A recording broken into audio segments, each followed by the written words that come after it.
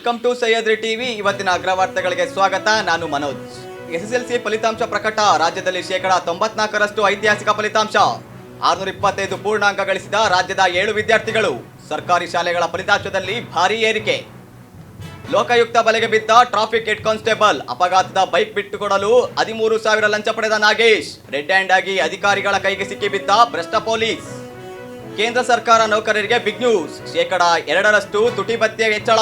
ಕೇಂದ್ರ ಹಣಕಾಸು ಸಚಿವಾಲಯದಿಂದ ಅಧಿಕೃತ ಆದೇಶ.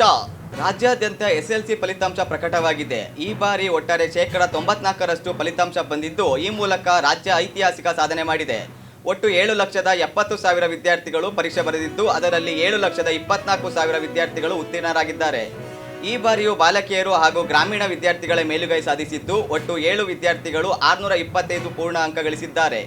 ದಕ್ಷಿಣ ಕನ್ನಡ ಜಿಲ್ಲೆಯಲ್ಲಿ 98.40% ಫಲಿತಾಂಶ ಬಂದಿದ್ದು, ರಾಜ್ಯದಲ್ಲೇ ಮೊದಲ ಸ್ಥಾನ ಪಡೆದಿದೆ. ವಿಶೇಷವಾಗಿ 2,393 ಸರ್ಕಾರಿ ಶಾಲೆಗಳು 100ಕ್ಕೆ 100 ಫಲಿತಾಂಶ ಪಡೆದಿರುವುದು ಹಾಗೂ ಇದೇ ಮೊದಲ ಬಾರಿಗೆ ಡಿಜಿಲಾಕರ್ ಮೂಲಕ ಅಂಕಪಟ್ಟಿ ಲಭ್ಯವಾಗುವಂತೆ ಮಾಡಿರುವುದು ಗಮನಾರ್ಹವಾಗಿದೆ. ಅಪಘಾತ ಪ್ರಕರಣವೊಂದರ ಬೈಕ್ ಬಿಟ್ಟುಕೊಡಲು 13,000 ಲಂಚ ಪಡೆದ ಆರೋಪದಡಿ ಯಾದಗಿರಿ ಸಂಚಾರ ಪೊಲೀಸ್ ಠಾಣೆಯ ಹೆಡ್ ಕಾನ್ಸ್ಟೇಬಲ್ ಮೇಲೆ ಲೋಕಾಯುಕ್ತ ಪೊಲೀಸರು ದಾಳಿ ನಡೆಸಿದ್ದಾರೆ. ಅಪಘಾತ ಪ್ರಕರಣದಲ್ಲಿ ಅಣ್ಣಯ್ಯ ಅವರ ಬೈಕ್ ವಶಕ್ಕೆ ಪಡೆದುಕೊಳ್ಳಲಾಗಿತ್ತು. ಪ್ರಕರಣ ಇತ್ಯರ್ಥವಾದರೂ ಮಾಲೀಕರಿಗೆ ಬೈಕ್ ಹಸ್ತಾಂತರ ಮಾಡಿರಲಿಲ್ಲ.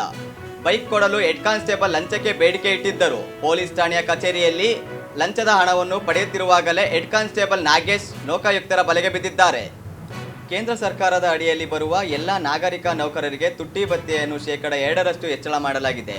ಈ ಮೊದಲು ಮೂಲ ವೇತನದ 58% ತುಟ್ಟಿ ಭತ್ಯೆಯನ್ನು ಈಗ 60%ಕ್ಕೆ ಹೆಚ್ಚಿಸಲಾಗಿದೆ. ಈ ಪರಿಷ್ಕೃತ ದರಗಳು ಜನವರಿ 1, 2026ರಿಂದ ಪೂರ್ವಾನ್ವಯವಾಗುವಂತೆ ಜಾರಿಗೆ ಬರಲಿವೆ.